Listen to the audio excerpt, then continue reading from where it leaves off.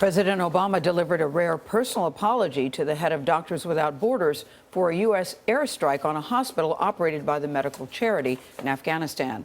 That attack killed 22 civilians. Margaret Brennan is at the White House with what the president said. Margaret, good morning.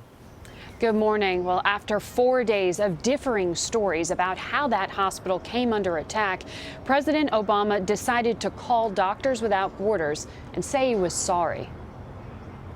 White House spokesman Josh Earnest said the president made a personal decision to apologize.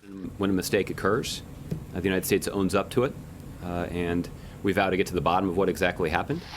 According to Doctors Without Borders, its hospital in northern Afghanistan came under repeated direct attack on Saturday from a U.S. AC-130 gunship, even though the U.S. military had the hospital's GPS coordinates.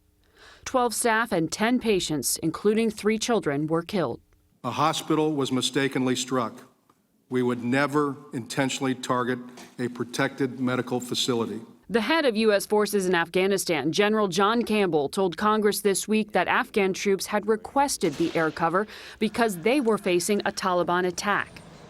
A slightly different account than a day earlier when the U.S. said American troops had been under threat. It is still unclear whether the American pilots knew that they were firing on a hospital. Those details are the focus of 3 investigations. Despite the rare presidential apology, Doctors Without Borders says it cannot rely on the U.S. to investigate a possible war crime and is demanding an independent probe. U.S. Director Jason Cohn. We've seen how over the last 96 hours the stories continue to change.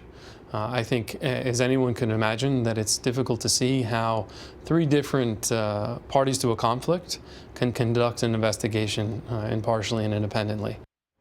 Now, this incident will factor into the president's decision as to whether or not to increase U.S. troops in Afghanistan, despite earlier White House plans to significantly cut them in 2016.